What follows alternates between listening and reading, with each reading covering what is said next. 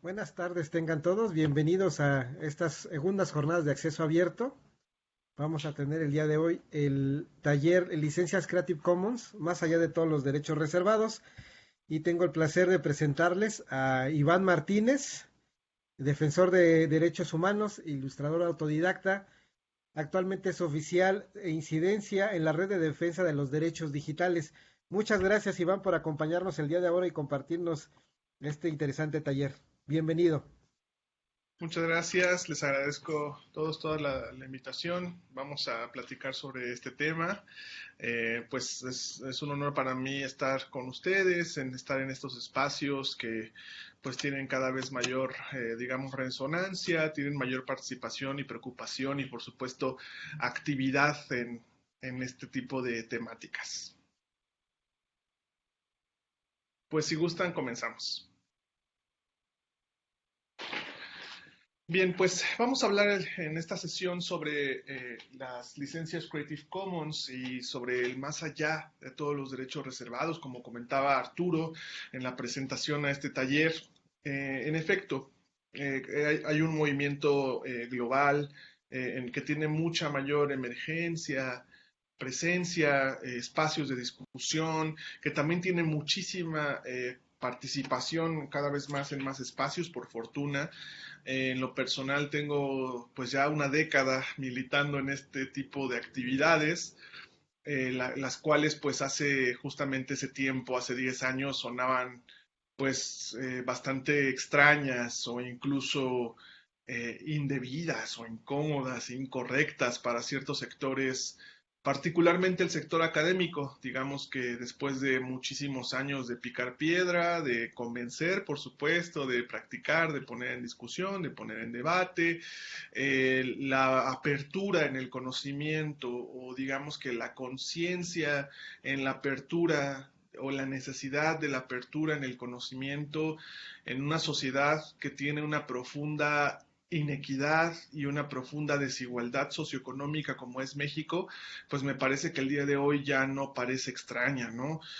Creo que en consonancia con las necesidades de, digamos, de distribución y de apertura y de la necesidad de que más personas en nuestro país tengan acceso al conocimiento, el cual es un derecho. Por supuesto, en México el derecho a la educación es un derecho consagrado en la Constitución.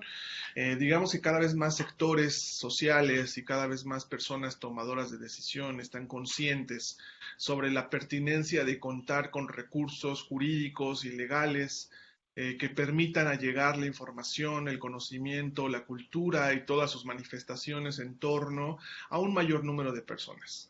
El día de hoy este discurso ya no es extraño, al contrario, nosotros los que participamos en este movimiento a nivel mundial y a nivel nacional, por supuesto, notamos que hay una mayor apertura y hay una mayor participación de muchos sectores y es un poco ahora al contrario, ahora quienes nos dedicamos a estos temas tenemos una carencia de tiempo y de recursos en poder atender pues esta nueva voluntad que hay en las instituciones de compartir y de ir mucho más allá de todos los derechos reservados. En la última parte de esta presentación vamos a dialogar pues justo cómo en una escala jurídica ocurre lo contrario. En el panorama jurídico mexicano vamos en un sentido inverso cuando por un lado los sectores educativos y culturales están más interesados en tener una mayor apertura, en hacer llegar los enormes repositorios que hoy duermen el sueño de los justos en anaqueles, que no son accesibles absolutamente a nadie en el país porque están cubiertos por un muro de pago. Hay una mayor conciencia en que más personas deben tener acceso al conocimiento y por el otro lado a nivel legislativo y jurídico pues el lobby que hacen las industrias creativas, editoriales y principalmente las disqueras y productoras cinematográficas pues va justamente en el sentido contrario. En los últimos años hemos tenido una serie de modificaciones legales que lejos de dar una mayor apertura o lejos de garantizar más excepciones y limitaciones al sector académico pues van en el sentido contrario. van para colocar más restricciones en un país como México que tiene la peor legislación autoral en el planeta. Hablaremos un poco más adelante sobre este tema en particular. No tenemos mejor contexto que el de la pandemia actual que estamos viviendo y que ha cobrado tantas vidas para poder hablar de la urgente necesidad de poder compartir el conocimiento. Estamos presenciando ante nuestros ojos uno de los espectáculos sociales más, en mi opinión, más poco humanos o poco humanistas, en el que aquellas personas que tienen el privilegio de estar más cerca de los polos productores de conocimiento, en este caso el médico diagonal farmacéutico, diagonal biomédico, biotécnico, pues son aquellos que tienen una mayor garantía de poder preservar la vida. Cuando comenzó la pandemia yo tenía una ilusión o una expectativa, y por supuesto a nivel emocional es solamente es una expectativa, de que la pandemia iba a ser rápidamente controlada porque se iba a crear algún tipo de vacuna universal o de recurso universal que pudiera permitir salvar la vida a miles de personas que el día de hoy no tienen acceso a una vacuna para poder preservar su integridad. Y vemos que no, que lejos de eso, muy por el contrario, las industrias farmacéuticas están yendo también en el sentido contrario y allegando pues las medicinas y las vacunas a quienes pueden estar más cerca de los polos productores de este tipo de recursos. Entonces me parece que no hay mejor contexto, no hay mejor escenario que el que tenemos en la realidad para poder hablar de la apremiante necesidad de ir más allá de todos los derechos reservados. Bueno, primero hablemos del derecho de autor como derecho, el entrecomillado es a propósito. ¿Qué es el derecho de autor? Bueno, pues es el marco jurídico, es un marco jurídico internacional y nacional, por supuesto, que pretende o protege a las personas autoras, a las personas inventoras y a sus obras creativas. El marco de referencia es la Ley Federal de Derecho de Autor vigente. Ustedes, en lo sucesivo me voy a referir como la Ley Federal o la ley. Cuando diga la ley, pues me refiero exactamente a la Ley Federal de Derecho de Autor. Estaba revisando hace poco una encuesta que hizo la IFLA, que es esta Federación Internacional de Bibliotecarios, Bibliotecarias a nivel mundial, y veía un dato que me llamó bastante la atención, que es que al menos en el sector bibliotecario, pues de cada 10 bibliotecarios aproximadamente 7 o 6 no tenían muy claro el marco jurídico actual, no tenían como muy claro cómo funciona el derecho de autor en México, cuál es su dimensión, cuáles son sus condiciones, ¿no? Cuáles son su funcionamiento. Entonces, para ir un poco poniendo el escenario adecuado para que estemos hablando más o menos de lo mismo, les voy a pedir a todas ustedes que abran una ventana de navegador, por favor, y pueden irse a la dirección, a la URL menti.com, por favor. Abran alguna pestaña de su navegador de preferencia, menti.com, y van a introducir este código que está en la pantalla, que es 4902823. La dirección es menti.com. Y el código es 4902823. Van a ver una pantalla que les va a permitir participar. La primera pregunta que tengo que hacerles a ustedes es ¿por qué usar licencias libres? ¿Qué saben? Lo que sepan. De hecho, la sesión es para que ustedes aprendan. Pero digamos, pongamos un piso común. ¿Qué sabemos sobre las licencias? ¿Por qué usarlas? ¿Por qué ustedes piensan en este momento de la presentación, antes de que nos vayamos a lo profundo, por qué usar las licencias libres?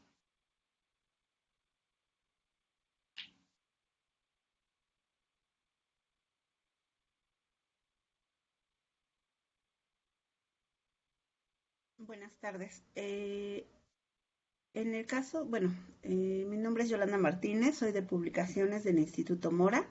Hola, Y Yolanda. nosotros hacemos uso de material de distintos acervos que trabajan con estas licencias. ¿Mm? Entonces, más que usarlas porque nosotros las utilicemos, eh, es usarlas porque nosotros hacemos uso de material que está regido con estas licencias. Claro. Entonces, Claro, claro. De hecho, veremos que una de las condiciones esenciales de las licencias libres es el reuso, es la conciencia sobre el reuso. El propio ethos del conocimiento está basado en reusar, ¿no? Hay una expresión que dice que después de la Ilíada y la Odisea, pues las novelas se han reescrito nada más con diferentes personajes y el conocimiento se construye así, con lo que las personas anteriores a nosotros construyeron, pero en realidad pues el reuso, el uso y el reuso, o sea, de hecho el ejercicio académico mismo se trata de eso, ¿no? De ir a hacer un estado de la cuestión, o sea, ir a tratar, colectar cosas y mostrarlas de una nueva manera, ¿no? Entonces, en efecto, pues la actividad de repositorios, pues justamente es sobre el reuso. Entonces, sí, efectivamente, vamos a ver en un momento, vamos a hablar mucho sobre el reuso. Yolanda, muchísimas gracias por tu aporte. No, de nada. Pues estamos viendo ya en la pantalla algunas de las respuestas que coinciden por supuesto con el movimiento global de apertura en el conocimiento en los sectores académicos, culturales, científicos, educativos, por supuesto, en donde se habla de compartir el conocimiento, permitir la circulación de materiales con o sin restricciones, porque no cuesta, en efecto, ¿no? O sea, esta pregunta me parece que en México tiene todo el sentido, ¿no? Porque pues aprender con una licencia pagada o aprender con una licencia libre produce el mismo beneficio, con la excepción de que la licencia libre la puedes diseminar de una mayor, perdón, de una manera mucho más sencilla. Para tener mayor acceso a la información de cualquier área, claro, a veces, por ejemplo, un elemento que los sectores más recalcitrantes del derecho de autor no comprenden es que a veces por divertirte, ¿no? No sé, por ejemplo, pasa mucho con la compartición de libros en PDF, ¿no? En que muchos autores, autoras en la actualidad se están dando cuenta que funciona mucho más liberar su libro fuera de los canales oficiales para que las personas le echen un vistazo y personas como yo, en lo personal, pues decimos, este libro, pues la verdad no me prendió mucho, o al contrario, este libro me encantó y voy por él a la librería porque quiero mi copia física y voy a ir a fanear a la persona autora cuando se presente en la Gandhi para que me lo firme, ¿no? Es una nueva forma de diseminarle el consumo, o hay músicos, músicas que lanzan una canción y dicen, me encantó, yo quiero todo el disco, me lo compro en físico y en vinilo y en edición especial y remasterizada y toda esta economía, que se le llama ahora la economía long tail, ¿no? Que es como todos los productos añadidos de un producto cultural, ¿no? De hecho, hay personas creadoras de ciencia o de ciencias sociales que se están ahora usando este tipo de recursos un poco más marqueteros para liberar sus investigaciones, publicarlas y que más gente las vea, porque de eso va el sector académico, ¿no? De ser citado y que la gente te conozca. Para poder compartir el conocimiento con licencias cerradas, para que estar accesible para todas las personas, una aportación.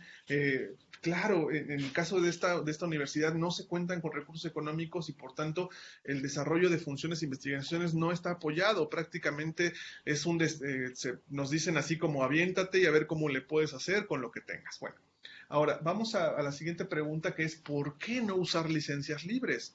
Hay razones para no hacerlo también. Entonces, hablemos de este tipo de situaciones también. ¿Por qué no usarlas? Ayúdenme con estas respuestas ahí en el Menti, por favor.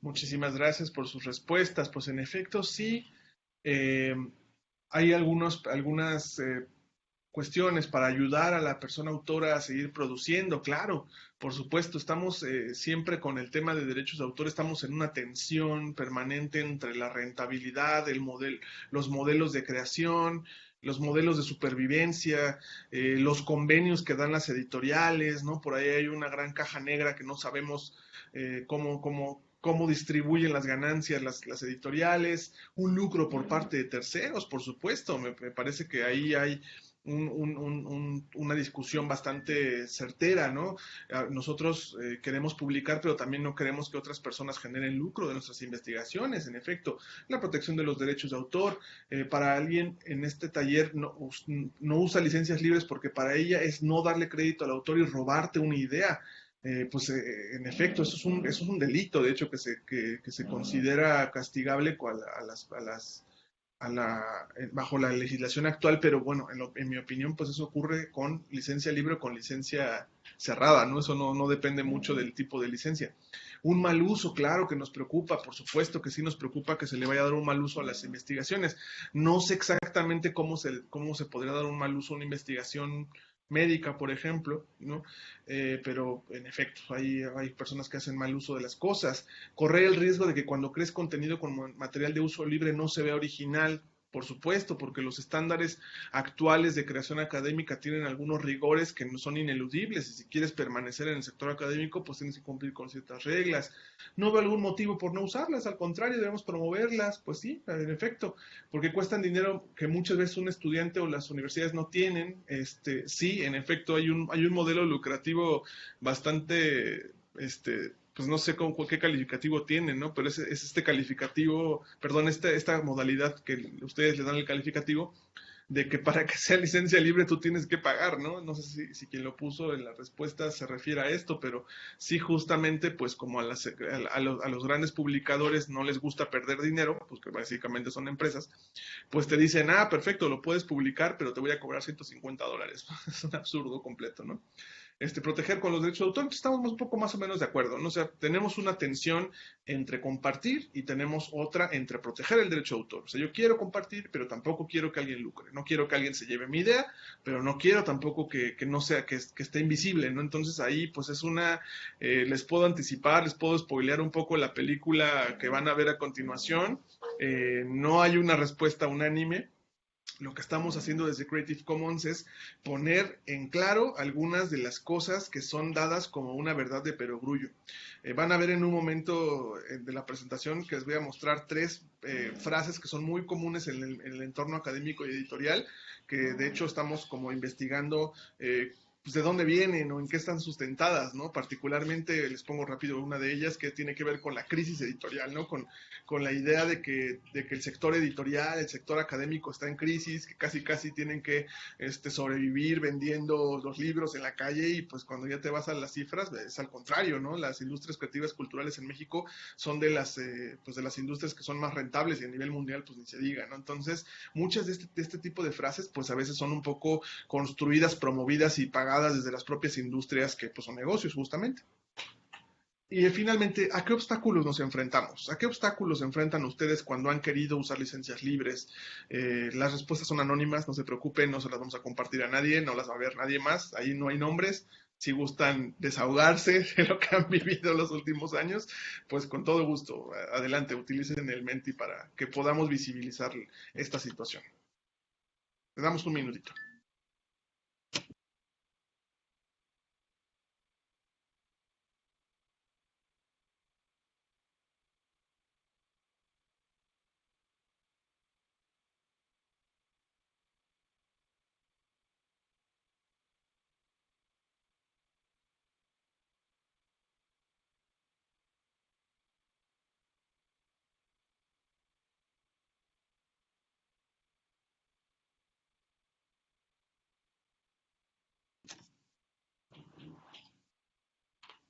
Estamos viendo un poco las primeras respuestas. Esta es una situación común. Las resistencias institucionales, claro. A veces nos damos cuenta que esas resistencias tienen que ver con convenios, ¿no? Y algunos convenios forzados, en efecto la CANIEM, las grandes empresas quieren acaparar el mercado, una falta de capacitación, por supuesto, claro, a veces en mi experiencia en estos últimos años los miedos son, pues eso, miedos nada más.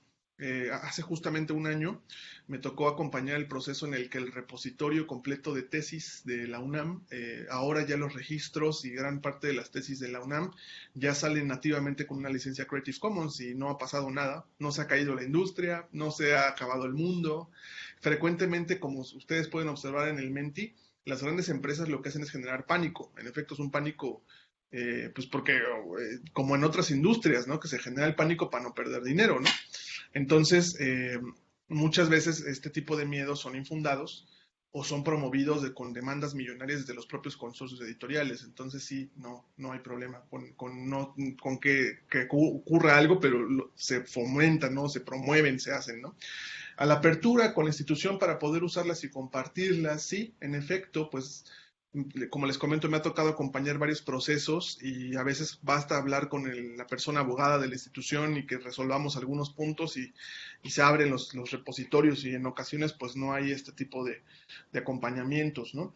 Manifiestan los autores que al miedo al plagio, pues sí, en efecto, el plagio pues es una realidad, es una conducta humana que ocurre con o sin licencias libres, ¿no?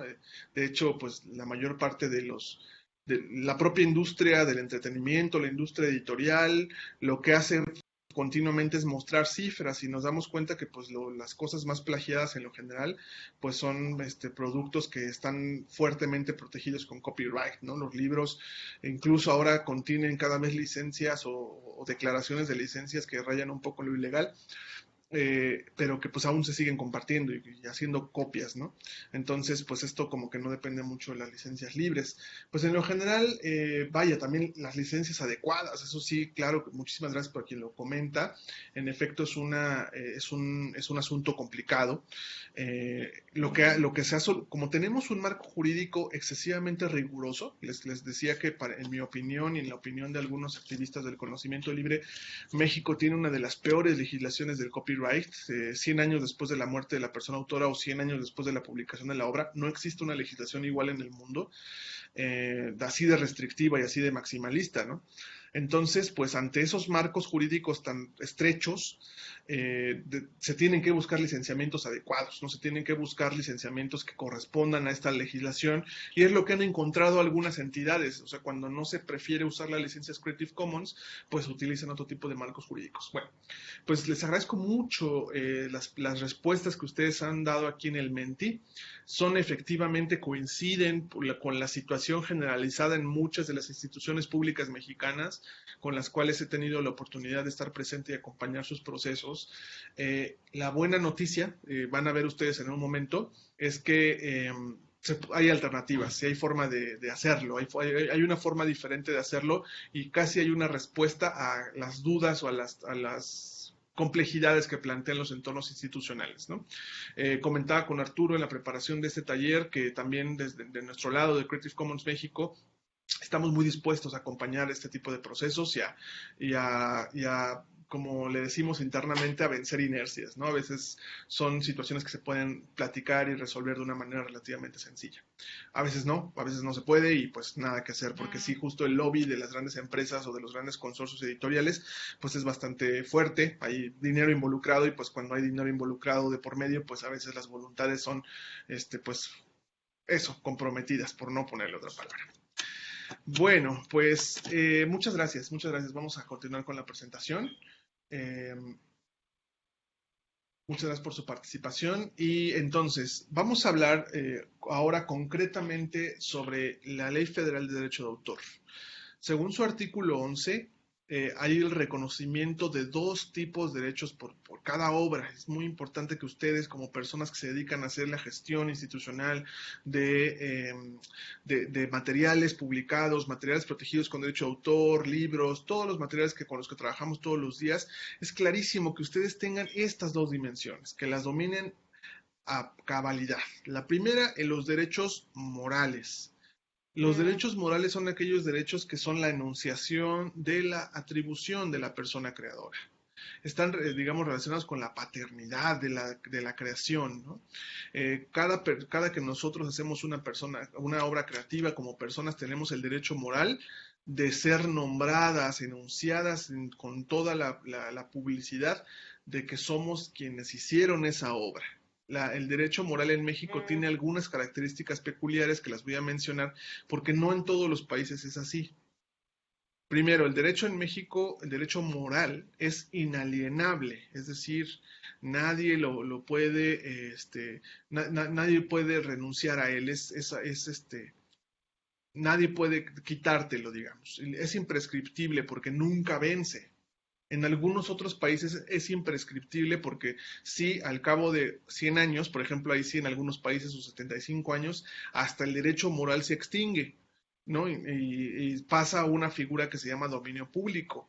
Pero en México, al menos con las condiciones de la ley actual, es imprescriptible. O sea, lo producido en México nunca vas a poder renunciar a su derecho moral. Es irrenunciable, como comentaba, es inembargable, o sea, nadie te lo puede embargar por una situación, es siempre tuyo.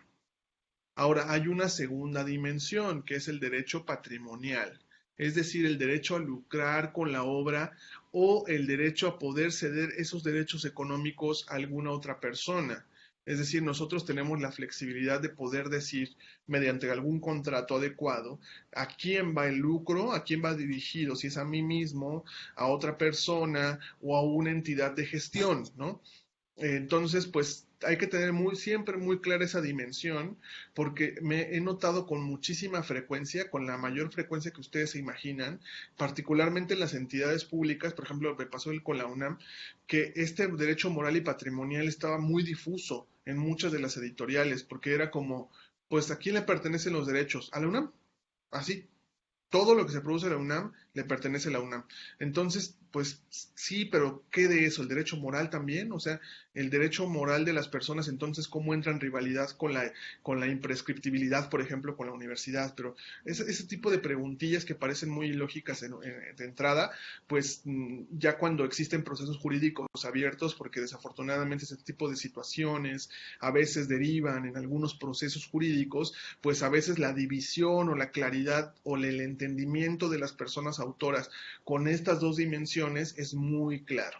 Bueno, ya hablando de las licencias Creative Commons, vamos a tener algunas dimensiones un poco más desdobladas, digamos. Esa es la peculiaridad, la singularidad de las licencias Creative Commons. Aquí en este momento estamos observando solamente dos dimensiones, el derecho moral y el derecho patrimonial. Ahí están expresadas solamente dos porque así es la ley mexicana. Pero lo que hacen las licencias Creative Commons en esencia es desdoblar las condiciones específicas para justamente hacer efectivo el principio de más allá de los derechos reservados, perdón. Y estos son las licencias Creative Commons. Bueno, hay algunos abogados, abogadas, algunas personas abogadas en nuestro país que van por la vida, particularmente cuando están muy relacionados a la industria editorial, nos ha tocado verlo con mucha claridad y con nombre y apellido.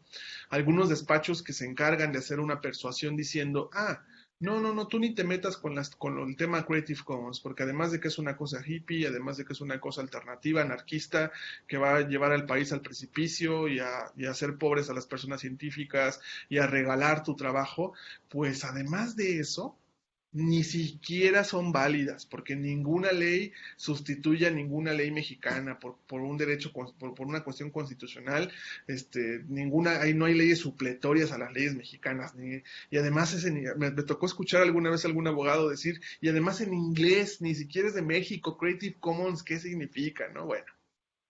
Una licencia libre Creative Commons en lo particular es una forma de contrato. Eso es algo muy importante que ustedes tengan en consideración, en donde tú como persona puedes hacer una elección de las condiciones de los derechos patrimoniales de la obra. Esto está garantizado en el artículo 30 de la Ley Federal de Derecho de Autor. Obviamente, según la ley mexicana, la condición de atribución es irrenunciable, el derecho moral. En Creative Commons se llama atribución, pero en la ley mexicana es el derecho moral. Entonces ya vimos que según el artículo 11, la condición de atribución es irrenunciable en México. Entonces ahí esta la tenemos garantizada por ley. Lo que hacemos al momento de hacer una licencia libre Creative Commons es una forma estandarizada de contrato que incluye algunas condiciones en las que nosotros como persona autora le decimos al mundo Y eso es muy importante porque ahora con los indexadores académicos institucionales, pues ahora incluso algunos softwares como algunos softwares indexadores ya reconocen los campos de Creative Commons y a veces pues también hasta en eso hay complejidades, ¿no? ¿Cómo reconozco en los indexadores institucionales cuando una obra es una obra derivada y llega a México y se republica, por ejemplo? Ese tipo de complejidades están ocurriendo el día de hoy. Bueno, entonces las 4 condiciones esenciales de las licencias Creative Commons son atribución. La primera, esa obliga a que cualquier persona que haga uso del material liberado con una licencia libre obliga a atribuir a la persona creadora. Siempre vamos a decir, este artículo es de Yolanda Martínez, sine qua non. No hay condición. Número 2, compartir igual. La condición de compartir igual obliga a la persona que usa el material o que lo quiere reusar a compartir igual. Es decir, que lo que se produzca a partir de ese material se deba compartir con la misma licencia elegida. Es decir, ahí para las personas que les preocupa el tema del lucro, pues ahí está la primera condición. Si tú usas una licencia Creative Commons compartir igual, no tienes, digamos, la autorización ni jurídica, y yo creo que en este caso, pues mucho menos moral, de relicenciar con derechos reservados, ¿no? Aunque esta condición, pues frecuentemente es vulnerada, ¿no? A mí me ha tocado, por ejemplo, yo libero muchísimas fotos que tomo todos los días con una licencia libre Creative Commons y me ha tocado ver, pues, en entornos lucrativos, ver mis fotografías con bastante frecuencia, ¿no? Obviamente cuando tengo tiempo y disposición y amigos, amigas me dicen, oye, vi tu foto en tal lado, la está publicando esta editorial, pues les escribo un mail y decirle, oye, pues al menos en efecto mi obra está disponible para que la puedas usar y me hace muy feliz que la utilices, pero pues no vi mi atribución. Ah, no, una disculpa, la verdad es que eso sí debo decirlo, la mayor parte de las veces las editoriales, televisiones, radios, que tienen páginas web o lo que sea, o canales de YouTube, por lo general sí están ya más conscientes de la atribución hoy en día. La tercera condición es no derivadas. Esto es que indica que la obra debe permanecer sin modificaciones. Ahí está otra preocupación sobre el lucro, ¿no? Si a nosotros nos interesa que la obra no tenga obras derivadas, puedes utilizar ese audio que yo subí, pero no quiero que hagas una obra derivada, no quiero que la derives, quiero que permanezca mi obra intacta, no le hagas modificaciones. Perfecto. Entonces tú le asignas esta condición de no derivadas, no la puedes derivar, porque la persona autora te dijo eso. Y la cuarta condición es no comercial. Ahí está otra por las personas que les preocupa el mal uso lucrativo fuera de los entornos a los cuales están autorizados la emisión de sus obras, pues es no comercial. Es decir, la persona puede usar libremente la obra, pero no puede lucrar con ella. Ahora, ¿ustedes cómo se utilizan estas licencias? Bueno, pues al momento de emitir una obra, tú puedes asignarle cualquiera de estas 4 condiciones en la emisión de la obra. Es decir, puedes elegir, por ejemplo, regreso al ejemplo de mis fotografías, o también yo hago canciones, pues algunas de las canciones las libero, por ejemplo, con atribución y con no comercial. Pero, por ejemplo, a mí como persona o creadora me interesa que las personas hagan obras derivadas, ¿no? Me interesa que hagan mashups, remixes, que utilicen esos audios para sus fines. Ah, pues hagan obras derivadas. O, por ejemplo, como a las personas que nos interesa que el conocimiento se libere y siga perpetuándose la liberación, pues compartir igual, ¿no? O sea, yo puedo decir, esta fotografía es atribución, compartir igual. Es decir, que tú si vas a tomar esta fotografía prestada, quiero que esto también lo generes bajo una licencia libre, porque pues vaya, yo te ayudé, digamos, a tu obra a que fuera fácilmente ilustrada, pero no lo vendas, ¿no? Tu libro, donde me ha tocado, por ejemplo, esa de que toman fotos mías que he fotografiado y de repente las utilizan en un libro que sí se va a vender. Pues ahí ya no aplicaría el compartir igual porque tú estás generando un lucro. Entonces, generando un lucro, ya te toca pagarme. ¿Sí? O sea, no sé si hasta este momento nos queda claro cómo podemos combinar las 4 licencias. De hecho, cuando las combinamos las 4 a la vez, es cuando tenemos lo más parecido a todos los derechos reservados, porque si vemos que si nosotros a cualquier material le colocamos las 4 condiciones de Commons, pues casi que nos queda nada más poder leerla, como básicamente en derechos reservados. Entonces se parece bastante, ¿no? Particularmente la no derivadas es una licencia un poco polémica, porque como comentaba al principio y lo hice a propósito, pues el conocimiento es eso, ¿no? Pues el conocimiento es la derivación de la derivación de la derivación, ¿no? El umbral de originalidad de una investigación tiene que ver con tener creatividad en cómo presentas un tema, pero derivado de lo que tomaste de otras personas. Entonces, si yo le coloco en un entorno académico en no derivadas, entonces ya no podría ser mi investigación un poco, ¿no? O sea, en la actualidad, como en muchos otros países del mundo, ya llevamos varios años utilizando licencias libres con beneficios bastante tangibles y seguirá así. O sea, de hecho, me encanta decir esto, pero la verdad es que los entornos académicos y mucho más los que están fondeados con recursos públicos están yendo hacia allá. O sea, incluso las universidades que eran más reticentes hace unos años a adoptar licencias libres están caminando hacia allá. Entonces, esto se va a volver una realidad tarde o temprano. Entonces, no sé, hago la pregunta abierta a todos, si hasta acá queda claro el uso de las 4 licencias o abundamos un poquito más sobre esto, cómo vamos con esto.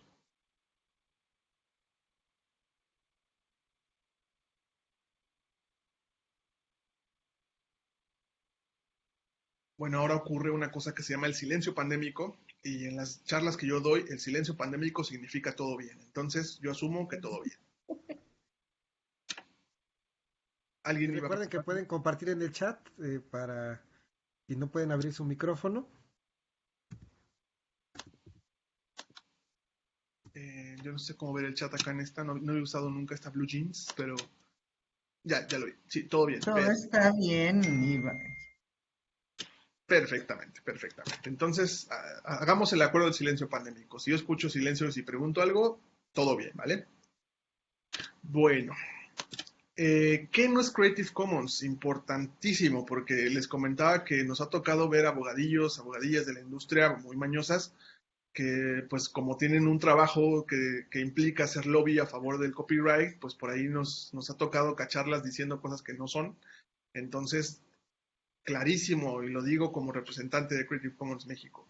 Creative Commons no es un sustituto de la Ley Federal de Derecho de Autor, no lo es, no busca suplir ninguna ley en lo absoluto, no busca abolir, tampoco busca abolir la autoría, no busca tirar el copyright, aunque sí hay una cosa muy importante, no somos un movimiento que busque abolir la autoría, ni quitarle ni regalar el trabajo de las personas, no es un movimiento que busque la anarquía autoral, aunque sí apoyamos algunos movimientos de personas que quieren renunciar a su autoría y que nada más liberan sus fotos por placer, y lo apoyamos, por supuesto, pero no queremos nada de eso, y lo reitero porque seguramente les va a tocar a alguien que diga, no, Creative Commons, no, pero ¿para qué si hay una ley? No, nosotros no queremos sustituirla en lo absoluto, aunque sí hay una cosa muy positiva, que nos encanta promover fuertes debates en torno a los modelos actuales alternativos de creación de autoría, eso sí nos encanta. De hecho, si a ustedes les interesan estos temas, se quieren meter con mucha mayor profundidad, esta semana se está realizando la Cumbre Mundial de Creative Commons,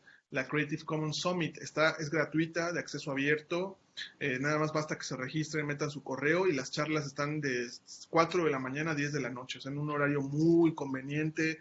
Hay estas discusiones, hay estos temas, hay personas de muchos países, a mí me tocó exponer hace un par de horas, vaya ahí, hay mucho sobre esto si les interesa este tema, ¿no? Bien, pues ahora, esto también es muy importante que distingamos dos cosas, que son cosas diferentes, que se confunden muy comúnmente. Una cosa es la propiedad industrial y la otra cosa son los derechos de autoría. Y lo comento porque con frecuencia se cruzan, se intersectan. Y Creative Commons trabaja mucho sobre derechos de autoría.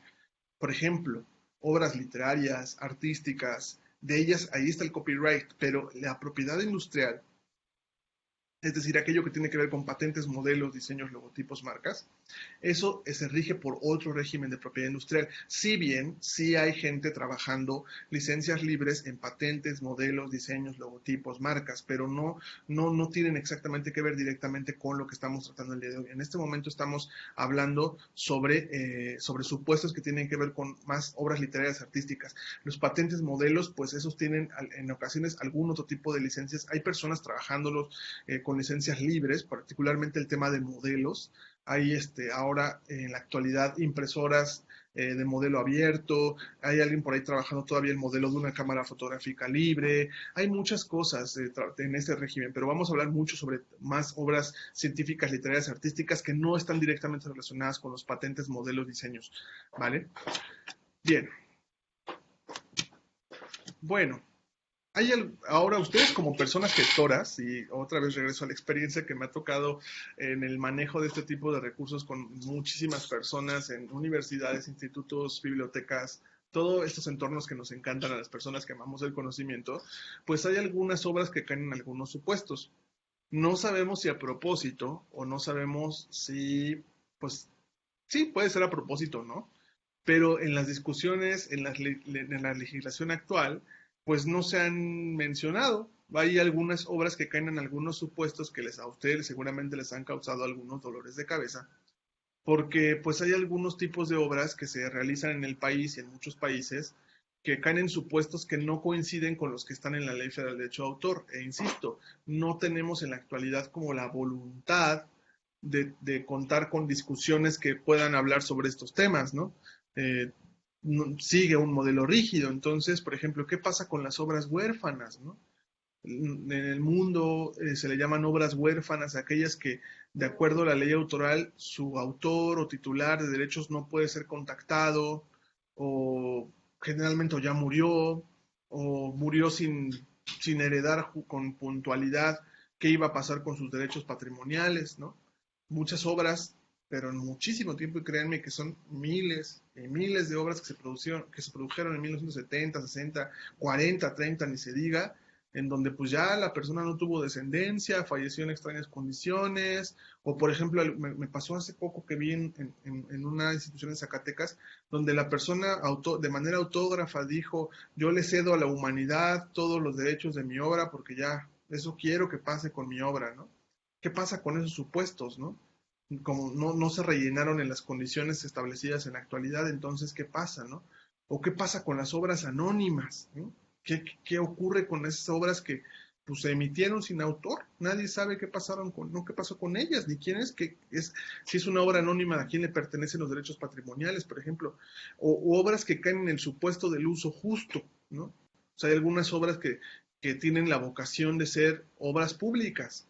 En México no ocurre tanto este caso porque muchas de esas obras están licenciadas de manera libre, expresamente por por algunos otros reglamentos, pero por ejemplo en algunos países nos ha tocado, me recuerdo ahora mismo Perú, en Perú las leyes tienen derecho a autor, es una cosa sorpresiva, pero así pasa, ¿no? O sea, los textos jurídicos de las leyes, la constitución peruana, tiene derecho de autor, o sea, no puede ser utilizada por cualquier persona de manera libre, ¿no? Hasta allá ha llegado el maximalismo del copyright. Pero bueno, vamos a hablar de otra cosa que me parece muy interesante, que a pesar de que es muy corta en México, es muy interesante de que ustedes la tengan en cuenta. Hablemos de limitaciones y excepciones. Estas están incluidas en el artículo 148 de la Ley Federal de Derecho de Autor. Existen.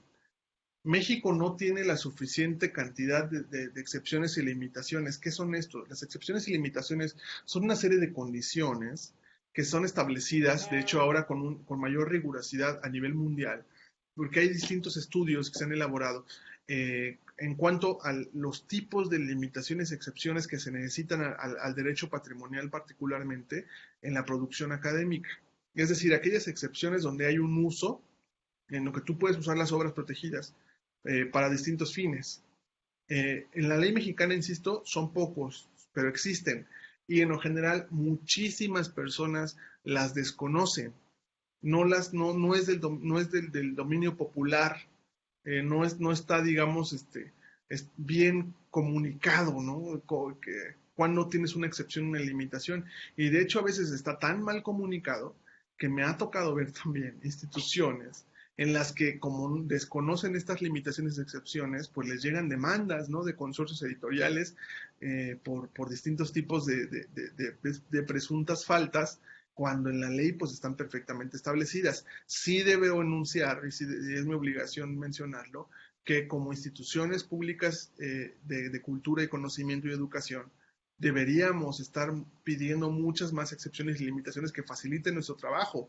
Regresando al ejemplo de la pandemia, Ahora pues nos damos cuenta qué tan necesario es contar con recursos libres educativos cuando nos enfrentamos a que no había escuelas físicas. Entonces, pues me ha tocado ver satisfactoriamente grupos de Facebook, grupos de Telegram, grupos de WhatsApp, grupos de muchas entidades públicas y no públicas, de muchas escuelas, universidades, de apoyo a tesistas, ¿no? O tesistas del Instituto Mora, o tesistas de la UNAM, del POL, investigadores, en donde ahí abiertamente hay personas compartiendo, a falta de bibliotecas, pues la persona que sí tiene un ejemplarcillo, pues lo que hizo fue escanearlo, aunque sea con fotitos, y se lo está compartiendo a más personas porque necesitan ese material.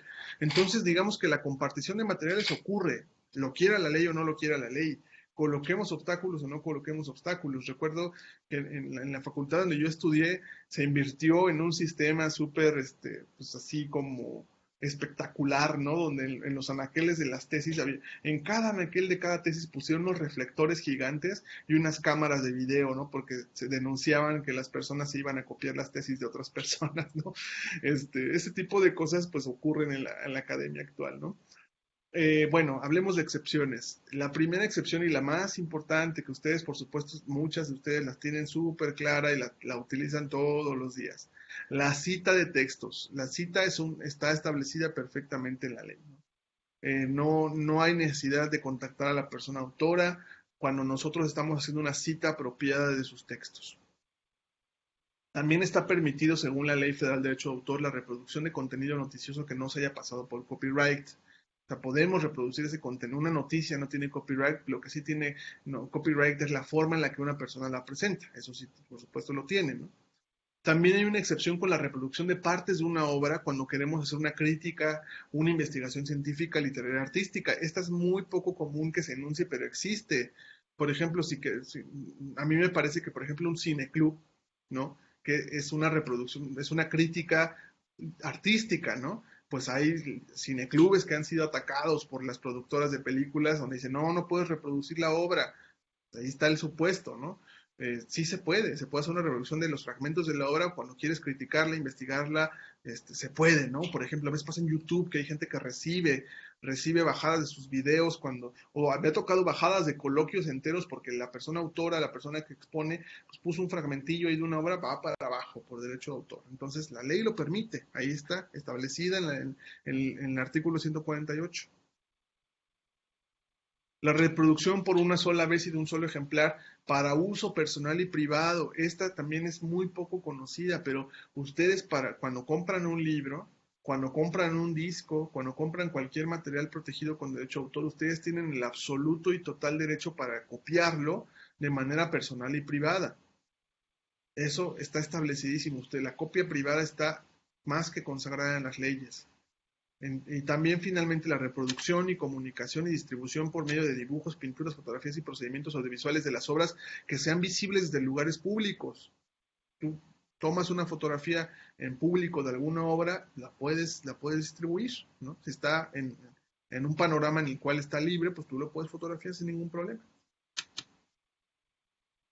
Entonces, cuando hablamos de la protección con las licencias Creative Commons, estamos hablando de textos, de multimedia, y también de las reproducciones de obras. Es otra cosa muy importante que ustedes deben tener claro como personas que están administrando repositorios académicos.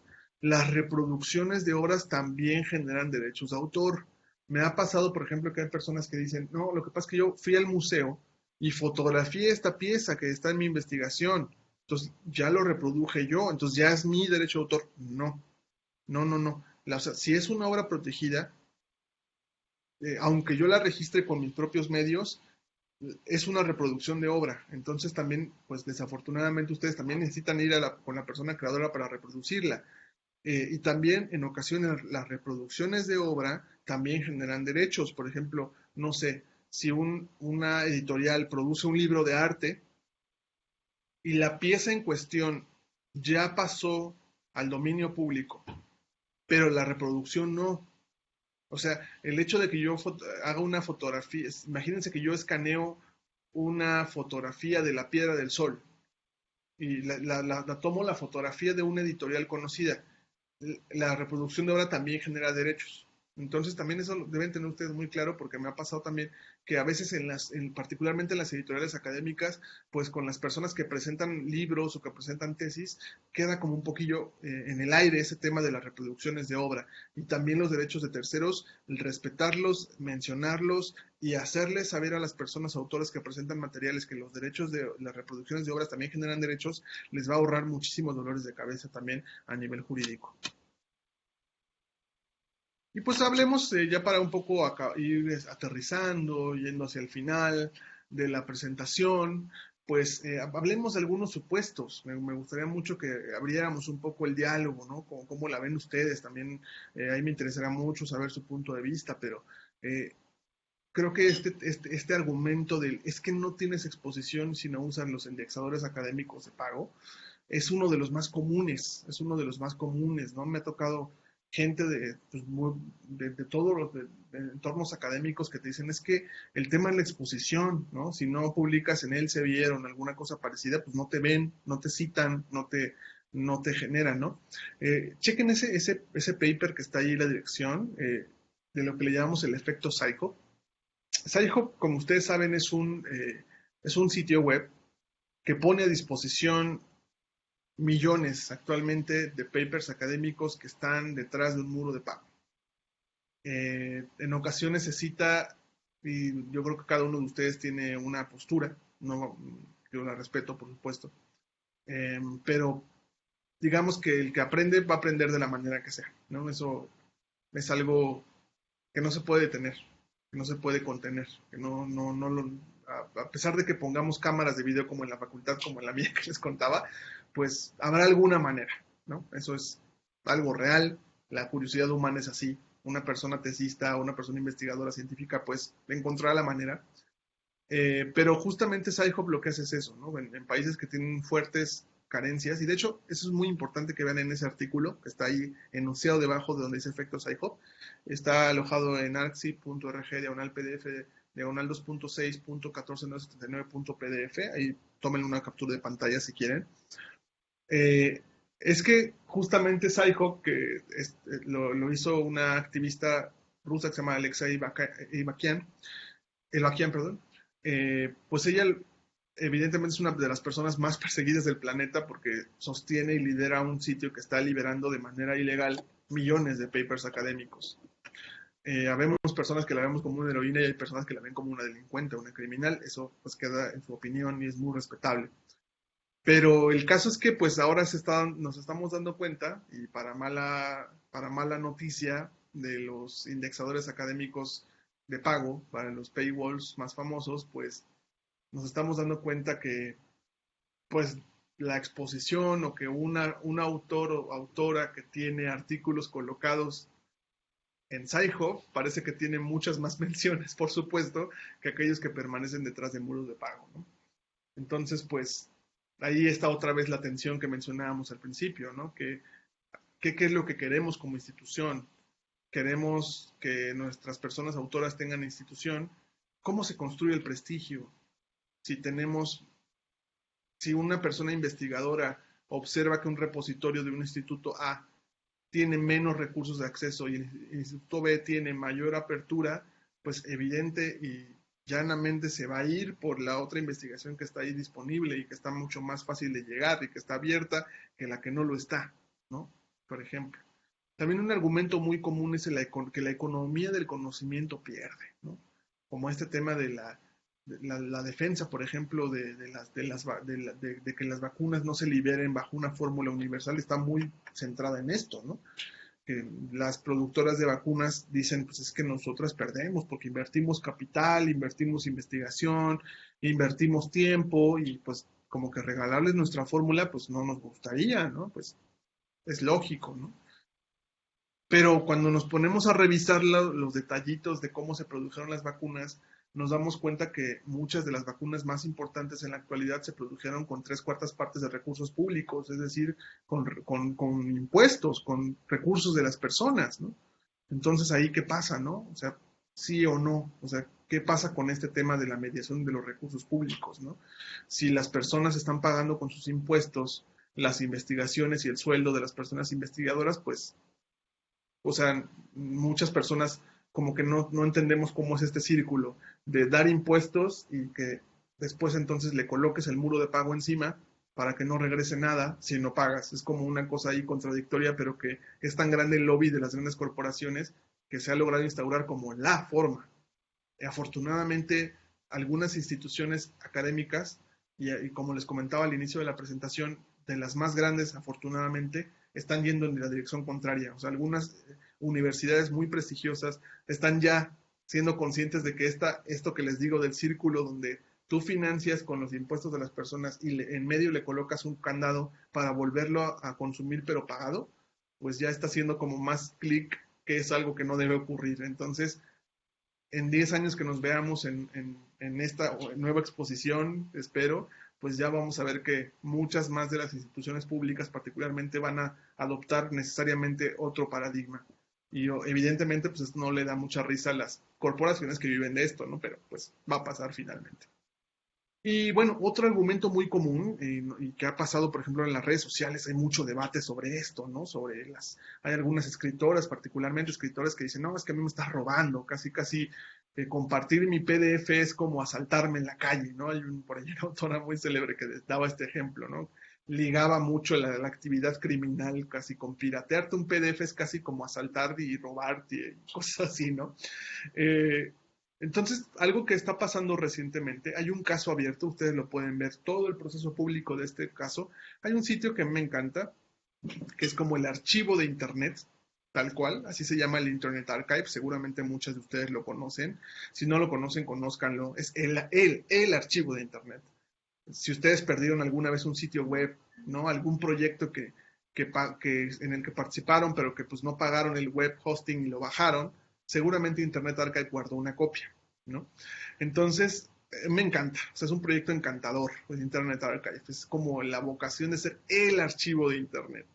Bueno, pues entonces los consorcios editoriales más grandes del mundo, algunos de los más grandes, porque además, pues casualmente ahora cuando empezamos a hacer el seguimiento de qué editorial le pertenece a qué editorial, y empezamos a cruzar algunos nombres y algunos capitales, pues nos damos cuenta que básicamente las editoriales compran a otras editoriales y eso tienen capital de otras industrias, de las películas o de la música. Entonces, esto queda en familia, como la riqueza en el mundo que está acumulada en pocas manos, pues también, digamos, los consorcios editoriales particularmente son una familia también, son poquitas manos, son pocos los dueños de este tipo de empresas. Bueno, pues en los Estados Unidos hay un caso abierto porque las empresas Hachette, Penguin Random House, Wiley y HarperCollins, que seguramente ustedes las conocen, algunas de ellas tienen libros muy famosos, las cuatro se juntaron para hacerle una mega causa en contra del Internet Archive, porque básicamente lo que ellas quieren es que el Internet Archive no exista, particularmente porque hay muchas personas que tienen alojadas obras allí, obras que en algunos países todavía tienen derecho de autor.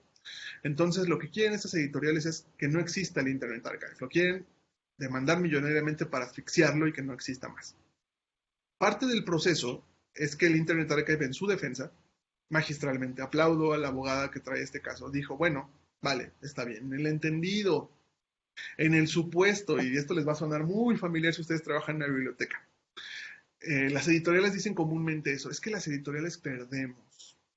Para las editoriales, si no existieran las bibliotecas, mejor, ¿no? Porque es casi que un libro prestado o un libro consultado es una venta no hecha. Y no estoy exagerando. Me ha tocado ver paneles en donde hay abogadas de la industria que dicen un libro consultado o un libro en PDF es un libro no vendido, entonces un libro que no me compraste, ergo eres criminal.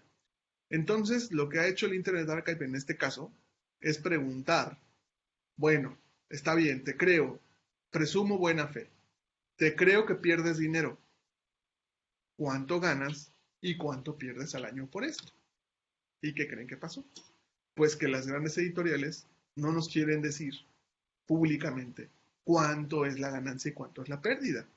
¿Por qué? Porque en México, ustedes seguramente han escuchado en muchas ocasiones, las disqueras, algunas personas aliadas a ellas dicen es que la piratería nos asfixia, nos quita mucho dinero, quita empleos, pero cuando nosotros revisamos sus números, particularmente Internet, el discurso de las disqueras, particularmente contra Internet, es un desastre, porque nos hace perder millones de discos, un drama muy parecido cuando aparecieron las videocaseteras y los cines. Tal vez algunas personas con mayor edad acá en la sala se acuerden de eso, que cuando salieron las videocaseteras en casa hubo una oposición férrea de las industrias fílmicas porque decían que la gente iba a dejar de ir a los cines. Entonces a esta década nos dimos cuenta que no solamente no se dejó de ir a los cines, sino la industria fílmica es una industria millonaria, no perdió nada, al contrario, lejos de perder por las videocaseteras, ahora si es diferente, pues no solamente no dejó de ganar, sino ganó mucho más dinero, ¿no? Y también pasa ahora con las editoriales, ¿no? Lejos de que las editoriales pierdan, pues cuando nosotros revisamos las pocas cifras que hay disponibles o las disqueras, nos damos cuenta que ahora Internet, de hacerles perder, pues ahora les ha hecho ganar e ir en una curva ascendente de dinero gracias a algunos mecanismos como el streaming, por ejemplo. El streaming está siendo un negociazo para la industria discográfica, lejos de perder en México. México, por ejemplo, particularmente es un consumidor gigantesco de streaming que le produce muchas ganancias a las industrias relacionadas, ¿no? Y que bueno, digo, que se genera riqueza. Entonces, pues este tipo de afirmaciones que, insisto, a veces son un poco perogrulladas, en el cual las repetimos o las decimos o la industria se encarga de mancillar y mancillar hasta que las coloca en el inconsciente colectivo, pero que cuando revisamos los detallitos, cuando revisamos las cosas, pues ahí nos damos cuenta que no tanto, a veces son un poco endebles esas cosas. Finalmente, y como reflexión, y por supuesto abro el micrófono, a mí no me gustan los diálogos frontales así nomás, sino me gusta mucho que hablemos, que dialoguemos, me gusta aprender también de lo que ustedes tengan que compartir. En lo personal, me gusta mucho la postura de que si son conocimientos con recursos públicos deben estar disponibles de manera libre. En lo personal, es una postura que yo he defendido y que defenderé. Me parece que debe ser así, o sea, si una persona recibe un sueldo o una financiación o una beca con recursos públicos, pues no me parece consecuente que sus conocimientos vayan a cerrarse o que no estén disponibles para las millones de personas, particularmente en un país como México que tiene unas profundas carencias estructurales socioeconómicas, ¿no? En las que urge mucho que más personas aprendan. Hay muchos problemas que urge que sean estudiados desde muchas perspectivas y que pues me parece que las licencias Creative Commons son un recurso, no es el único, es importantísimo que lo mencione, no son el único el recurso de libertad, pero es uno de ellos, es un modelo, es uno de los modelos que existen en el mundo, no es el único. Pero pues bueno, dejo aquí el micrófono para preguntas o por compartir alguna opinión, alguna postura, con toda libertad. Voy a dejar de compartir la presentación para que podamos conversar. Muchas gracias.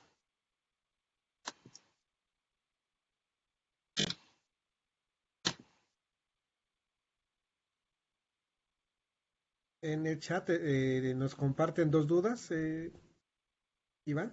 Sí. Una nos indica, ¿podrías compartirnos tu opinión sobre el dominio público? Claro, como les comentaba, ahí tenemos un debate. Se los coloco como problematización porque no tenemos una respuesta. Dominio público tiene dos dimensiones. La primera, la dimensión comunicacional y luego la dimensión jurídica. La opinión de algunos compañeros, compañeras abogadas, es que el dominio público en México no es válido por la condición que viene en la Ley Federal de Derecho de Autor de la inembargabilidad de la autoría y de que no prescribe. Es decir, o sea, el dominio público jurídicamente tal vez, y lo coloco como un debate, tal vez no exista en México, tal vez. O sea, ahí estamos trabajando actualmente en un proyecto para ver los cambios que ha tenido la ley a lo largo de los años, pero sí, es una cosa muy complicada de comunicar en México, particularmente por cómo están las condiciones de la ley, pero en lo general, pues creo que todas las personas acá entendemos lo que es dominio público. Concretamente en México, dominio público lo podríamos enunciar, y digo solamente enunciar a nivel de comunicación, como la forma en la que expiran los derechos patrimoniales, porque es otra cosa. Los materiales creativos, a pesar de las leyes tan restrictivas como la mexicana, que es 100 años después de la muerte del autor o 100 años después de publicar la obra, o sea, cuál es un delirio en mi opinión. En otros países son 75 años, de hecho la Convención de Berna establece 75 años, por ejemplo. Entonces nosotros estamos 25 años más arriba. ¿Por qué? No lo sabemos. O sea, es decir, muchas de nosotras no vamos a ver el dominio público de muchas obras que conocemos, ¿eh? O sea, va a pasar hasta el 2098 o 2095. Si no pasa nada a nivel jurídico, así va a ser. Pero entendemos dominio público como el momento en el que expiran los derechos patrimoniales. Habemos activistas que creemos que eh, el destino ineludible de las obras es el dominio público. O sea, eso va a pasar sí o sí, porque tal vez yo no lo voy a ver en 2098, pero va a pasar. Entonces, todas las obras van a pasar a dominio público sí o sí.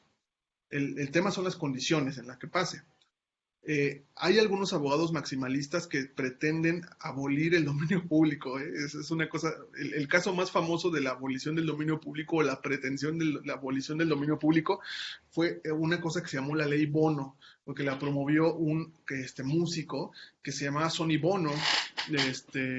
Tal vez ustedes lo conozcan, era muy activo en la década de los 70, era una figura prominentísima de la música disco. Y en alguna ocasión él intentó promover el dominio público, abolir el dominio público en los Estados Unidos, o sea que las obras nunca expirara su derecho patrimonial.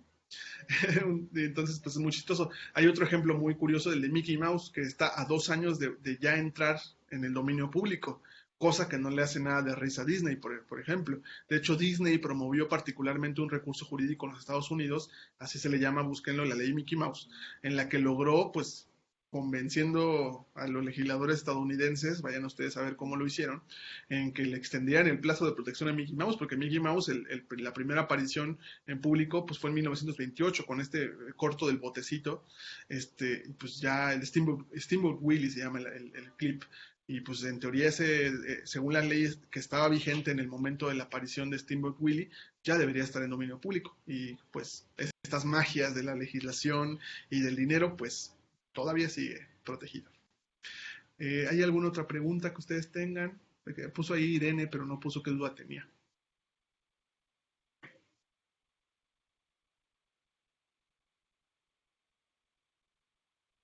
Hola, ¿sí me escuchas? Sí, Víctor, claro que sí, con todo gusto. Sí, mira, ahorita se me hacía bien curioso esto último que mencionabas acerca de el streaming y todo esto, sobre todo por la parte pues, editorial, ¿no? Que también ya hay estas como plataformas para lectura y en el caso, por ejemplo, de los cómics y todo esto. Pero desde el punto de vista, por ejemplo, jurídico, eh, yo sé que los grandes se ven muy beneficiados, ¿no? Porque al final, pues si tienes un catálogo grande con autores, pues conocidos, ¿no? Bueno, pues vas a verte beneficiado. Pero ¿qué pueden hacer las pequeñas editoriales para irse metiendo, sobre todo entendiendo esta parte legal y entender que si uno va generando un catálogo interesante, puede, pues en algún momento acceder a estas ganancias y también, pues también no irse nada más por el dinero, ¿no? Sino que ser como lo más equilibrado posible, pues para que uno pueda vivir de esto, porque en las editoriales pequeñas a veces pues sí, o sea, puedes tener un autor bueno, dos, pero en general es complicado, ¿no? Entonces, qué recomendarías tú para que las pequeñas editoriales se metieran un poquito con más interés a esta parte? Porque lo veo muy, muy importante, ¿no? Claro, sí, por supuesto, Víctor, es una pregunta súper interesante, porque en efecto sí la tensión ocurre entre lo rentable y lo ideal, ¿no? Porque sí, en efecto, particularmente en México, la precarización del trabajo para las personas creadoras es una realidad, ¿no? Y me ha tocado platicar con algunas amigas, amigos que tengo sobre esto y donde me dicen, bueno, pues me encanta tu rollo y lo del conocimiento libre, pero pues qué onda, ¿no? O sea, de qué vivo yo y cómo generamos este panorama creativo, rentable, porque en efecto, pues debe ser un negocio también. Me parece que el derecho a la remuneración y a la vida digna de cualquier persona creadora es algo que debe ser, debe ocurrir. Pero ahí vienen los detalles. Lo primero es que por eso es que me encanta mucho desgranar las afirmaciones, porque en ocasiones algunas de las afirmaciones están sustentadas en los beneficios o en los privilegios que se le dejan a algunos de los sectores y no a todos. O sea, en ocasiones me ha tocado, como lo voy a decir de la manera más llana, me ha tocado escuchar editoriales o grupos de industrias culturales ocupando chicos ocupando argumentos de grandes. No sé, algo, o sea, como que sí, en efecto, las industrias evidentemente pagan o promueven lobby para que tengan una discursiva sobre ciertos fenómenos eh, y digamos que se ataquen ciertos principios de la libertad, el conocimiento, en la compartición. Pero en ocasiones, pues, no se dicen no se dice la película completa, por así decirlo. Por ejemplo, voy a poner un ejemplo muy concreto. Cuando hace poco ocurrió una reforma jurídica en la cual Creative Commons México participó de una manera muy activa para que no ocurriera, que fue el intento de establecer lo que se llamó el canon digital en México. Esto es, o el ahora exdiputado Sergio Mayer, lo que hizo fue intentar establecer un impuesto, y además ni siquiera un impuesto, eso es lo peor de todo, un cobro extra, porque un impuesto pues va al SAT y a la federación.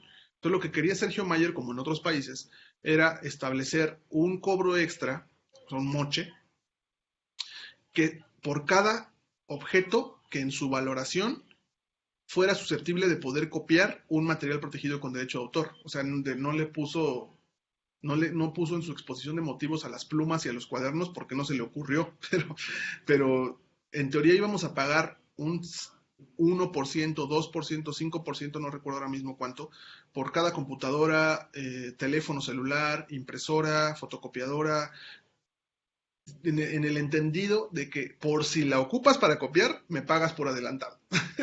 Así de absurdo como suena. Y llegó lejos el proyecto de ley, ¿eh? No crean que fue una cosa que no ocurrió. Él la llevó al pleno y la quiso votar y no pasó la ley porque hubo un problema político entre Sergio Mayer y el partido Morena, pero estaba ya colocadísima y avanzó en comisiones, o sea, iba a ser algo real, o sea, íbamos a pagar un extra a cada uno, y aquí es donde vienen los detalles, porque incluso podríamos decir, vale, me voy a poner gentil y voy a decir, sí, está bien, como sí en efecto en México se copian muchos materiales protegidos con derecho de autor, concedo, concedo que sí se le dé una lana a las personas autoras por cada copia hipotética que no se ha hecho. ¿Ah? Bueno, cuando revisamos el proyecto de ley decía que ese proyecto iba a ser un costo extra para darle un dinero a las sociedades gestoras de autor, de autor a la Sociedad de Autores y Compositores de México, para que ellos lo administren y ellos se lo distribuyan a sus agremiados. ¿Sabe qué está pasando, no? O sea, ¿cómo la afirmación de un costo extra cobrado a todas las personas le iba a llegar directamente a una persona autora?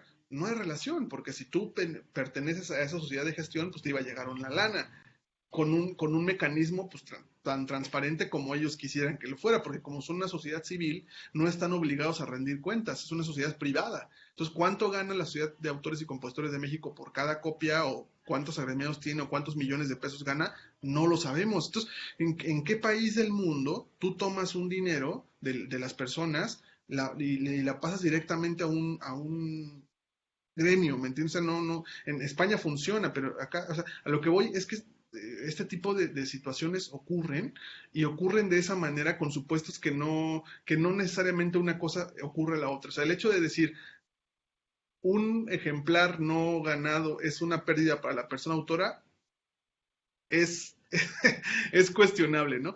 Y yendo concretamente a tu pregunta, yo creo que se debe apostar directamente a los modelos alternativos de consumo, no a la venta directa uno a uno, no solamente. Te voy a poner un ejemplo. A mí me encanta una banda de rock que se llama Belafonte Sensacional. Ellos no pertenecen a una disquera, no tienen un contrato con una disquera. ¿Qué hago yo como persona consumidora? Lo que hacen ellos, por ejemplo, es crear audiencias, crear una base de personas que vaya mucho más allá del te vendo un libro.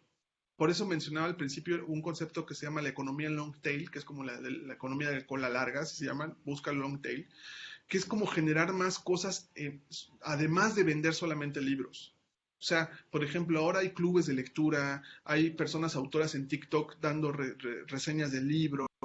Esta banda que te comento, Belafonte, vive de sus conciertos, entonces tiene una base de fans no muy grande tal vez, pero que ahí estamos en sus conciertos y les compramos su mercancía y les compramos sus discos, o sea, como crear una relación mucho más mediada en no solamente el libro, O, por ejemplo, hacer meets and greets, ¿no? Se me ocurre, vamos a hacer un encuentro con la persona autora en la que gana el café donde se realice, gana la editorial porque vende ejemplares y gana la persona autora porque se lleva un sueldo. O sea, empezar un poco a evolucionar mucho más allá del no te compré un libro directamente, ¿no? También este tipo de relaciones se tienen que crear y son muy rentables en la actualidad. Aliadas con las redes sociales, actualmente muchas personas autoras están encontrando nichos pequeños, tal vez no muy grandes, pero ahora estaba justamente leyendo un artículo de cómo es el modelo de la industria musical actual, y para una persona independiente, una base de 1000 fans es lo que debe acceder hoy en la vida. No a ser la persona más famosa del universo, pero una base con 1000 fans te da bastantes ganancias en la actualidad. Ok, muchas gracias. De nada.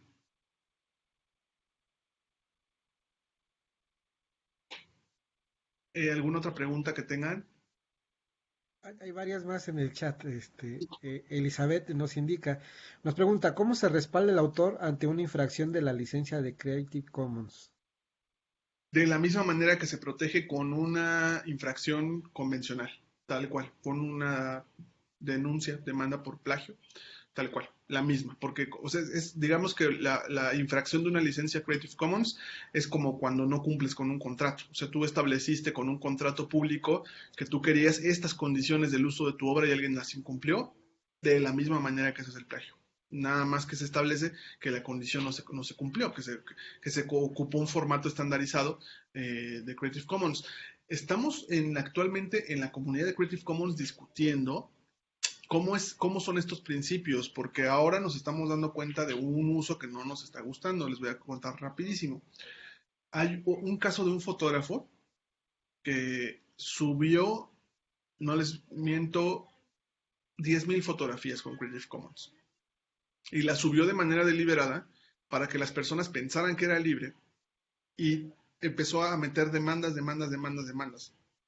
Entonces nosotros en Creative Commons creemos que tampoco es el espíritu que se busca. O sea, tampoco nosotros pensamos que eso es la libertad del conocimiento.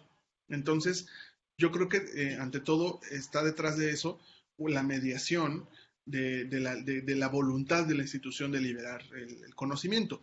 Pero si hay una persona que está plagiando abiertamente, que es una infracción que está considerada en las leyes mexicanas, pues ni modo, se tiene que enfrentar a las consecuencias. Al momento no tengo el conocimiento de que en México haya ocurrido, pero como les comentaba, es tan rápido el avance y el interés de las instituciones de que esto ocurra, de que seguramente va a pasar. Y en su momento, pues ya veremos cómo ocurre, ¿no? Pero al momento no tengo noticia de que haya ocurrido. Parte de lo que gracias, es parte de lo que también nos preguntaba Irene, pero ya lo respondiste. Y Oscar también nos indica, Oscar Subieta, ¿podrías ampliar el concepto de Open Business para las licencias de Creative Commons? Sí, nada más mencionar rápido con la pregunta de Irene, justamente una de las grandes ventajas de Creative Commons es la estandarización que tiene y que hay muchos países que la reconocen. O sea, el movimiento Creative Commons tiene presencia en muchos países que han hecho como esta labor digamos, de buscar las condiciones específicas de cada país. Entonces, actualmente, por eso es que es muy útil, les comentaba que al principio de la presentación, que en el caso de la estandarización de repositorios académicos, es bastante útil tener una licencia estandarizada y de hecho, uno de los argumentos principales que la UNAM tuvo para elegir Creative Commons y no otra licencia fue la facilidad de estandarización de las licencias o digamos la homologación de las condiciones. O sea, porque lo que se dio cuenta de la UNAM particularmente es que lo que ellos querían era como una licencia sin derivadas y sin comercial. Atribución no lucrativas. Entonces, pues dijo, pues prefiero elegir esta licencia Creative Commons que se parece bastante a lo que yo quiero, que tal vez no cumpla con todos los requisitos de lo que yo quiero, pero se parece mucho, porque además otros repositorios, recordemos que actualmente los repositorios académicos se interconectan, se comunican, son estandarizados, tienen lenguajes semánticos para que se puedan comunicar. Entonces, la estandarización de Creative Commons ayuda mucho a que otros países sepan de lo que estás hablando. No son las únicas licencias libres Creative Commons, hay otros grupos sociales promoviendo otras licencias libres, pero lo que sí ayuda es su diseminación. Ya hay actualmente en los entornos académicos internacionales, cuando dices la palabra Creative Commons, la mayor parte de las personas dicen, ah, claro, las conozco, las uso, las promuevo, no me gustan, lo que sea, pero la mayor parte ya sabe de lo que estás hablando, ¿no? Ya no es como antes que te decían así de, ¿qué está pasando, no? Ya actualmente Creative Commons es un nombre un poquito más, colocado, y también uno de los proyectos más grandes actualmente de la sociales humanos que existen, que es Wikipedia, pues tiene una base Creative Commons. Entonces eso también ha ayudado mucho a que se disemine el conocimiento sobre las licencias. Con la pregunta de Oscar sobre Open Business, no me queda muy claro ese concepto. No sé si te refieras, Oscar, como a lo que comentaba de hacer como este tipo de modelos híbridos comerciales entre lo libre y lo no libre para generar rentabilidad, pero no me queda claro si quieres ampliarlo en voz para que podamos platicar sobre eso, pero no me queda muy, muy claro.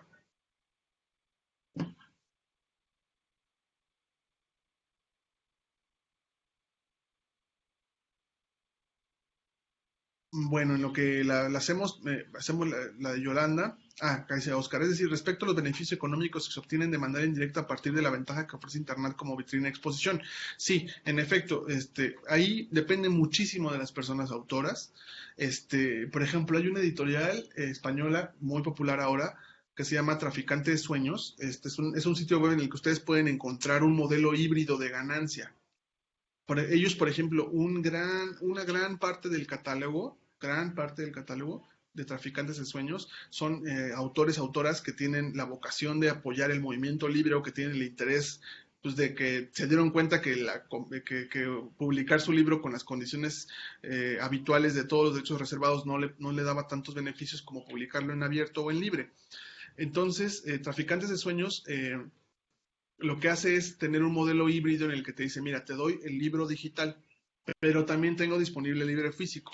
Entonces, pues, también resulta bastante atractivo ese modelo.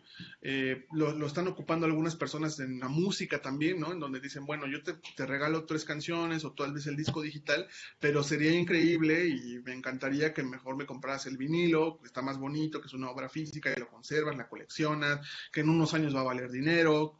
Esos modelos también se valen, ¿no? Y creo que a nivel editorial, pues también en un mundo digital como el que está actualmente, pues tanto las editoriales como las personas autoras se están dando cuenta que el modelo de que me publicas mi libro, y esperamos a que la gente venga a comprarlo en un entorno como el de hoy, en el que hay tanta información, tantos estímulos y tanto, pues ya no está, pues ya pasó, ¿no? El modelo convencional es un editorial imprime un libro, y lo pone en los anaqueles.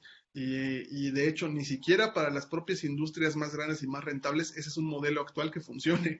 Ya hay muchas estrategias de marketing en los que al contrario, ¿no? Un poco usando la figura de la vitrina que comentas, pues ya esas vitrinas son muy diversas, ¿no? Ya incluso, no sé si alguno de ustedes cuánto tiene que no va a una disquera, por ejemplo, una tienda de discos, ¿no? Pues vas por nostalgia, pero en realidad pues ya los modelos de consumo en la actualidad pues también tienen que involucrar creatividad en cómo le llegas a los públicos, ¿no? Por ejemplo, particularmente TikTok ahora está haciendo un remanso para las personas escritoras, para las personas que se dedican a la música, porque están entrando en un contacto direccional súper directo con sus audiencias, con sus fans, ¿no? Les preguntan por qué escribieron tal o cual cosa. Hay escritores que hacen sesiones platican de cualquier cosa y las personas se sienten enganchadas, y en cuanto ellos le dicen, oye, ¿sabes qué? Pues voy a editar un libro, claro, ya se venden los 1,000, 2,000 libros antes de que esté publicado, ¿no? Entonces también, pues hay que, si bien esto no tiene que ver con las licencias Creative Commons, pues sí tiene que ver mucho con el espíritu de apertura que tiene que haber en el más allá de todos los derechos reservados, ¿no? Entonces, pues eso, por supuesto, también es una discusión abierta, son cosas que seguirán ocurriendo con mayor frecuencia con el paso de los años. Y muchas gracias a María de la Luz por compartir la nota de Sergio Mayer. Afortunadamente, antes de que se fuera, no se aprobó. No pasó esa ley absurda, pero existió. No sé si alguien tenga alguna otra pregunta, algún comentario, algo que quiera ¿Puedo decir. comentar, Ibai? Soy María de la Luz. Con todo gusto, María. La propuesta de Sergio Mayer nunca iba a pasar.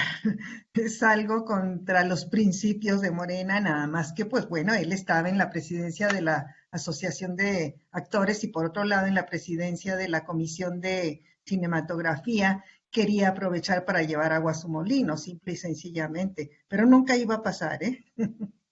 Qué bueno que no ocurrió. La verdad hubiera sido un antecedente pésimo que hubiera Horrible. ocurrido, pero pues bueno, qué bueno que finalmente no pasó. Sí, así es. Yo soy una fiel seguidora de la ciencia abierta. Soy pro ciencia abierta totalmente. En la universidad tenemos un repositorio, la Universidad Juárez del Estado de Durango. Tenemos un repositorio en el que hemos tenido muchos problemas de los que estás mencionando por los derechos de autor y porque la gente, aunque sea el producto de la investigación con recurso público, no quiere la ciencia abierta, quieren seguir cobrando por publicar. Claro, claro, pues es un modelo de rentabilidad que pues persistió durante mucho tiempo.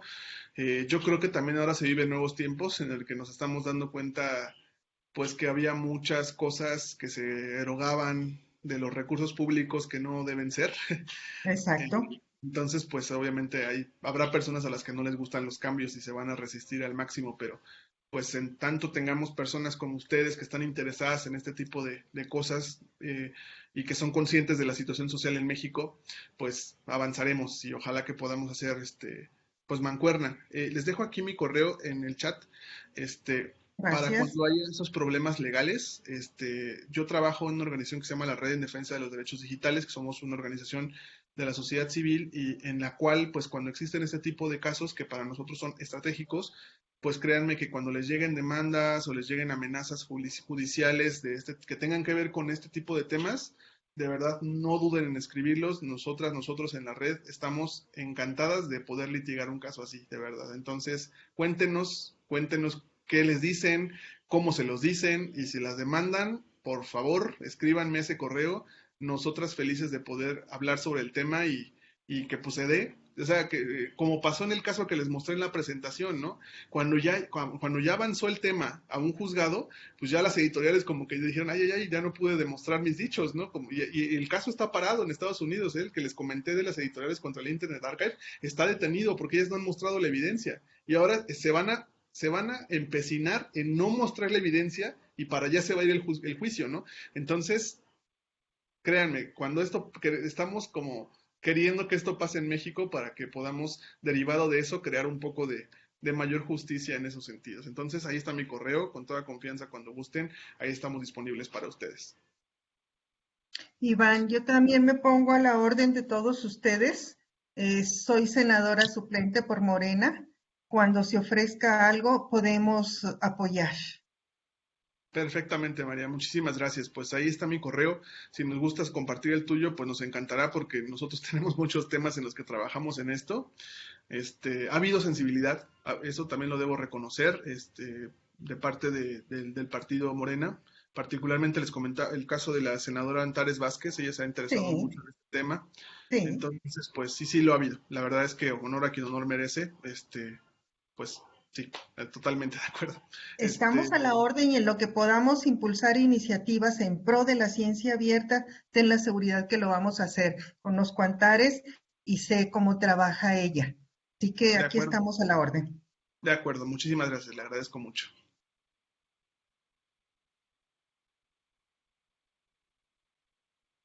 ¿Alguna otra pregunta, algún comentario que haya, alguna cosa que quieran compartir? Ya para ir pues un poco aterrizando la sesión.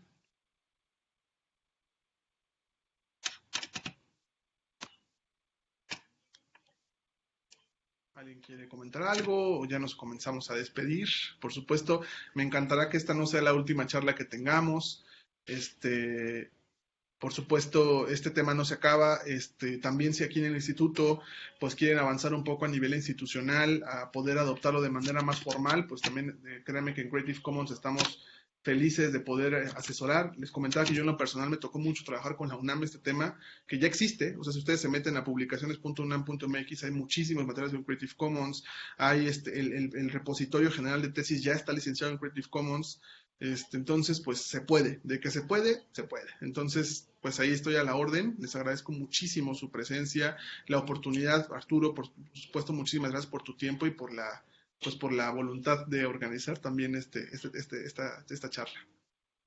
No, pues más que nada gracias a ti, Iván, sobre todo justo por eso la disponibilidad y como te comenté en algún momento tenemos esa inquietud. Nosotros también publicamos en el repositorio institucional ya con Creative Commons, pero queremos ampliarlo, ¿no? Entonces, aprovechando que estamos en este espacio, bueno, invitarte justo a que en algún momento nos sentemos igual para la generación de un curso o un diplomado, ¿no? A través de nuestros canales de educación continua y de innovación académica para el público en general, ¿no? Porque esto es súper importante que lo sepamos desde nuestros investigadores, ¿no? Porque sí nos hace falta hasta nuestros estudiantes, ¿no? Entonces, Claro, cuenta con ello, cuenta con ello. Más bien te agradecemos esta disposición y seguir trabajando, ¿no? claro que sí, con todo gusto.